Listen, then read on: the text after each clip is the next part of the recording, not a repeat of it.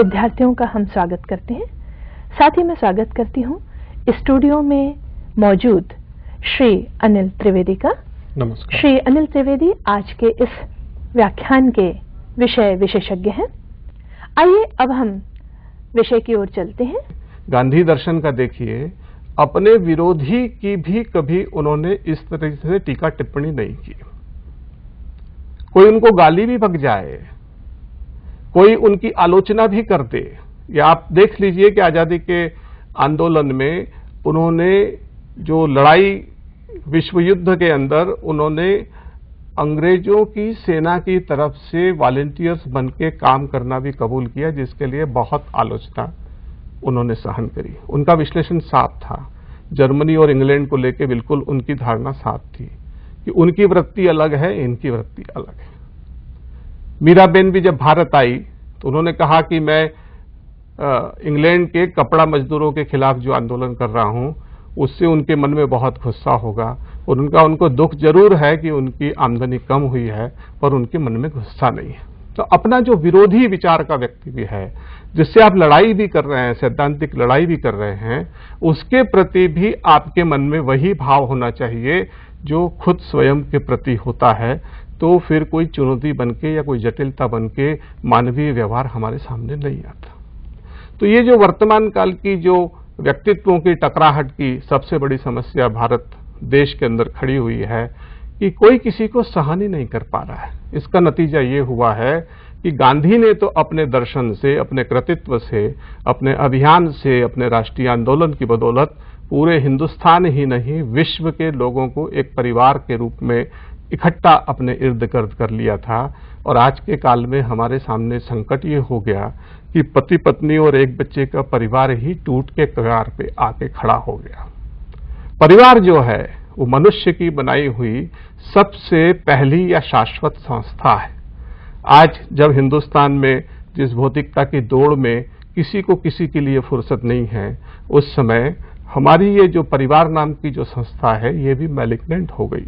तो जब परिवार ही मैलिग्नेंट हो जाएगा, कुछ हद तक सारे परिवार हुए ऐसा जनरलाइज करके मैं नहीं कह रहा हूं, पर ये प्रोसेस प्रारंभ हुई है, ये आज की सबसे बड़ी चुनौती है। तो पहला सवाल हमारे दिमाग में ये आ रहा है कि परिवार की पारिवारिकता को खड़ा करना आज के जीवन की सबसे बड़ी चुनौती है।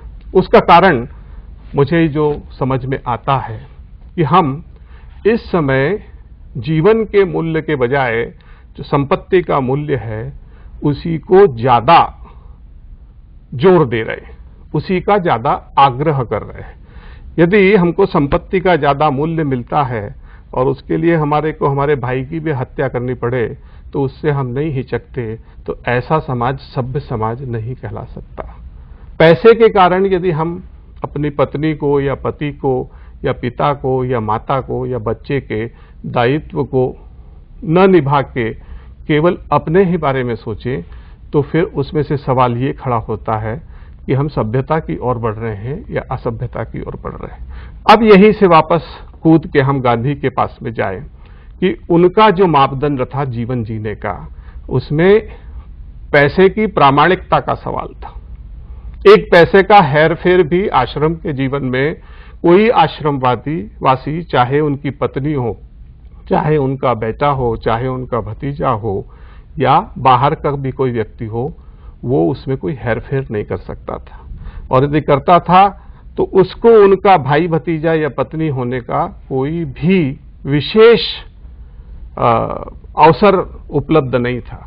पर हम आज क्या देख रहे हैं, हमारे वर्तमान में हम क्या देख रहे हैं कि आज आपकी सारे दोष खत्म हो जाते हैं जब कि आप किसी ताकतवर व्यक्ति या समाज से ताल्लुक रखते हैं। आपको जन्म के आधार पे ताकत मिल जाती है, आपको सत्ता के आधार पे ताकत मिल जाती है, आपको संपत्ति के आधार पे ताकत मिल जाती है, आपको ओहदे के आधार पर ताकत मिल जाती है।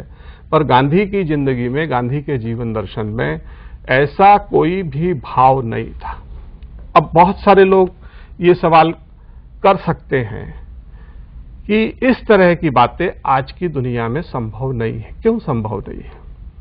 पुरानी दुनिया से हम सोच सोच के ही तो इस दुनिया के अंदर आए हैं।